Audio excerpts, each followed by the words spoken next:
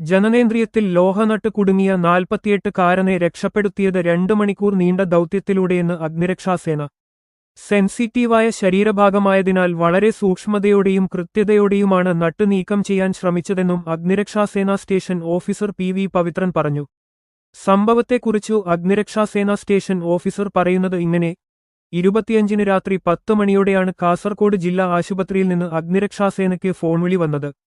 ജനനേന്ദ്രിയത്തിൽ ലോഹനട്ട് കുടുങ്ങിയ നിലയിൽ ഒരാളെ എത്തിച്ചിട്ടുണ്ടെന്നും നട്ട് നീക്കം ചെയ്യാൻ ഡോക്ടർമാർക്കു കഴിയുന്നില്ലെന്നും നിങ്ങളുടെ സഹായം കിട്ടിയാൽ നന്നായിരുന്നു എന്നുമായിരുന്നു ആശുപത്രിയിൽ നിന്നറിയിച്ചത്. ഉടൻ തന്നെ ഞങ്ങൾ 5 പേർ അവിടെയെത്തി. എന്നാൽ ഇത്തരമൊരു സാഹചര്യം മുൻപ് നേരിട്ടിട്ടില്ലാത്തതുകൊണ്ട് എന്തു ചെയ്യണമെന്ന് അറിയില്ലായിരുന്നു. അതിനുള്ള ഉപകരണങ്ങളും ഞങ്ങളുടെ കൈവശമുണ്ടായിരുന്നില്ല.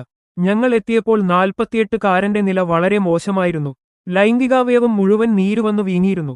നട്ട് കുടുങ്ങിയിട്ട് 3-4 ദിവസമായെന്ന് ആദ്യ കാഴ്ചയിൽ തന്നെ തോന്നി. കാരണം പഴുപ്പുകൂടി മൂത്രമൊഴിക്കാൻ പോലും പറ്റാത്ത അവസ്ഥയിലായിരുന്നു അദ്ദേഹം. ഇത്തരമൊരു കാര്യമായതിനാൽ പുറത്തു പറയാനുള്ള മടികൊണ്ട് അദ്ദേഹം കഴിയാവുന്ന രീതിയിലെല്ലാം നട്ട് പുറത്തെടുക്കാൻ ശ്രമിച്ചിരുന്നു. മദ്യലഹരിയിൽ ബോധമില്ലാതിരുന്നപ്പോൾ മറ്റാരോ നട്ട് കയറ്റി എന്നാണ് അദ്ദേഹം പറഞ്ഞത്.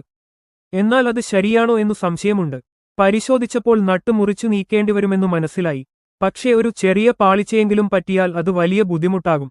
അതുകൊണ്ടുതന്നെ വളരെ ശ്രദ്ധയോടെയാണ് എല്ലാം ചെയ്തത്. മോതിരം കട്ട് ചെയ്യുന്ന കട്ടറാണ് ഉപയോഗിച്ചത്. അത് ഉപയോഗിച്ച് നട്ട് മുറിച്ചു നീക്കുമ്പോൾ ചൂടുണ്ടാകുമെന്നതിനാൽ ലൈംഗികാവയവത്തിനു ക്ഷതമേൽക്കാൻ സാധ്യതയുണ്ട്. അതുകൊണ്ടുതന്നെ തുടർച്ചയായി വെള്ളമൊഴിച്ചു തണുപ്പിച്ചാണ് മുറിച്ചെടുത്തത്. 2 മണിക്കൂറോളമെടുത്തു നട്ട് പൂർണ്ണമായും മുറിച്ചെടുക്കാൻ.